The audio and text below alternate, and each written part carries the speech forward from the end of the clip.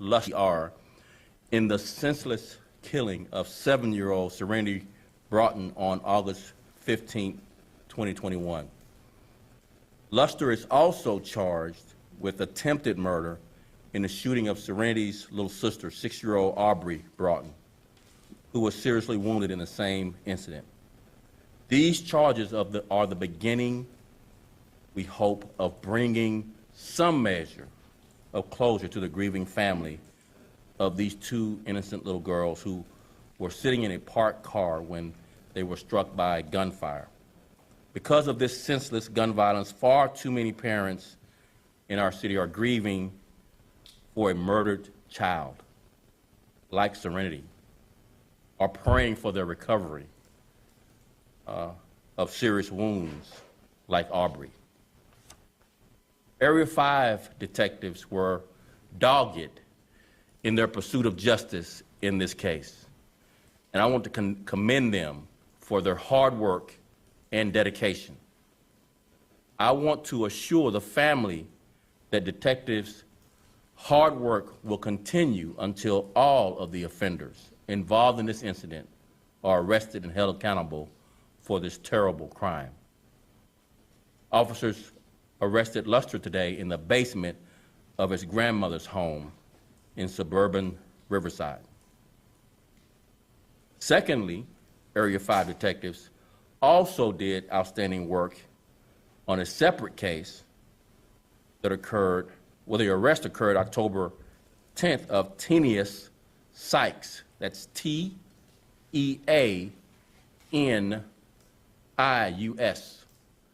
Sykes, S-Y-K-E-S.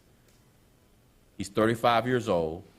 He's been charged with 5 felonies, including attempted murder, aggravated battery, reckless discharge of a weapon in a shooting on North Milwaukee into a crowd of people. Next, I'll turn it over to Chief of Detectives Brendan Denahan, who will provide further details on these cases, and then I'll come back to the podium and take a few questions. Okay, thanks, Superintendent. As the Superintendent mentioned, I'm going to go over a little bit of the investigation on both these cases, and to follow up on what the Superintendent said, I'm standing with members from Area 5 Detective Division. They're the ones who work these cases. They're the ones who are behind the scenes. You know, they're working all hours of the day and night, and I don't think some people understand just how much work and effort is put into this. These guys stay up for 24, 34 hours in a row, and they did a remarkable job on both these cases. So I definitely want to thank the detectives and all the officers involved in both of these cases. As the Superintendent mentioned, the first case is involving the 7-year-old Serenity. So that was on the 15th of August at about 3:30 in the afternoon at 6242 West Grand. And what happened is Serenity and her sister were at a relative's house, and their mother was putting them in their car. They had gone to church earlier that day, and the detective investigation revealed that a car had pulled up into an alley. There were 3 people in this car. 2 people exited the car, went down an alley, and that's where the shots were fired, in the direction where Serenity and her sister were, obviously causing the death of Serenity. These 2 individuals who were in the alley then ran back to the car, and all 3 of these offenders made good their escape. As the Superintendent mentioned, the detectives, they worked tirelessly on this case, and they did a remarkable job using all the technology possible, and we were able to arrest and charge Arian Luster, working directly with the state's attorney's office to secure those charges. So I just want to thank the detectives, and also just want to ensure that we keep the family and everybody's thoughts and prayers, because this is obviously a very, very difficult time. The next case that the Area 5 detectives had worked on, as the Superintendent mentioned, this one just happened recently. The 10th of October, it was about 4 in the morning, and this one is at 1565 North Milwaukee. In this case, there were 5 people shot, one of which is deceased. And the basic information for this case is there's a bar at this location, and there was an altercation inside the bar. And at that point, the people, the workers or the owner of the bar decided to close the bar. All the patrons exited onto the street.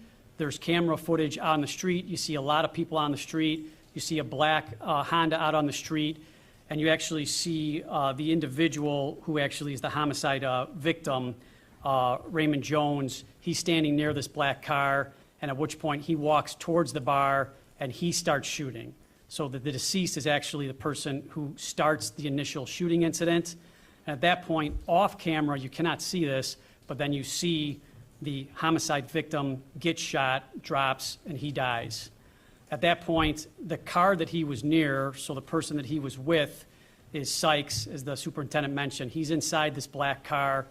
At that point, he starts firing a gun from this car, once again, at the people who just shot his friend, then the car flees. So once again, just a lot of work. I mean, I watched the video myself. It's so hard to see everything that's going on. This is not simple. I want to thank the detectives and the technology officers who really break these things down and look at these videos for hours and hours to try to determine, who's doing what. The detectives did a remarkable job finding the vehicle, and at that point, we, worked with witnesses, and the detectives were able to have a witness identify the offender Sykes inside that vehicle, discharging a firearm, and as mentioned, he was charged with numerous crimes. So we'll take a couple questions at this time. As it relates to Aubrey and Serenity, obviously they were not the intended targets, correct? Do you have a motive? Do you know who were they shooting at? So we know, yeah, you're right. Obviously, they were not the intended targets. And yeah, the detectives have a motive. We believe that these suspects were shooting at a relative who is part of that house. And unfortunately, as you can see all too often, these guys, as the superintendent mentioned, they just pull up and they're in an alley and they just start firing their handguns in that direction. And it's the 7-year-old, unfortunately, in this tragic case. Can you comment on if Lester was the original person who was brought in and had to be let go, and the state's attorney declined to press charges at that point? Is this the same person? This is the same person. So this is the same person, and what's changed is we worked with the state's attorney's office to ensure we did a complete and thorough investigation, and we worked together to get the defendant charged. Same person.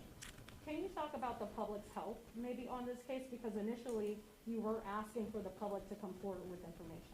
Sure. So a couple of things. Number one, we're still asking for the public's help. So as I mentioned, Luster's with two other individuals. So there's another individual in the alley that we believe is discharging a firearm, and then there's the driver of the vehicle who flees. So we're still asking for the public's help. And what I can say is the public's always trying to give us tips and clues, which we obviously receive. And many times you have to remember, and I know the superintendent talks about some of the tip lines we have set up, that you can be anonymous and you can provide us with information, and then the detectives can go and do their job. And the more and more they work with cameras and technologies, they're able to do so. In this case, I know that the public definitely gave some tips, and we're asking for more information because we believe that the public knows these other two individuals who are probably associated with Luster and are part of this. So we're still asking for help. Is there a likelihood that those other two would be arrested this evening? Are they close at all? Do you just need a little bit? So first of all, that's why we're asking help from the public. So yeah, we need more information. So we don't have them identified at this time. So what we're looking for is more assistance from the public to help identify these individuals. We're hopefully certain that these guys have talked to somebody, have bragged about it, and somebody knows. And I know sometimes witnesses are afraid, but as the superintendent always mentions, you can go on these tip lines anonymously, give us the information, then the detectives can use their investigatory tools in order to try to charge and bring some of these offenders to justice. Last question, please. Has a gun been recovered? No gun has been recovered in the Luster case. In the second case that I talked about on Milwaukee, where they charged Sykes, the detectives did a search warrant and did recover a handgun. What's the email, anonymous email again? It's cpdtip.com. Any other questions? Are you able to talk at all about the Grandma's Riverside basement and how that all went down? You know what, I don't have all the information on that. I know that the detectives, we had a warrant for the offender, and using our fugitive team, we located him and arrested him at that location. But I don't have the specific details of exactly how the arrest went down. Thank you, guys. Thank you. Hey, Tom, can you come back? Yeah.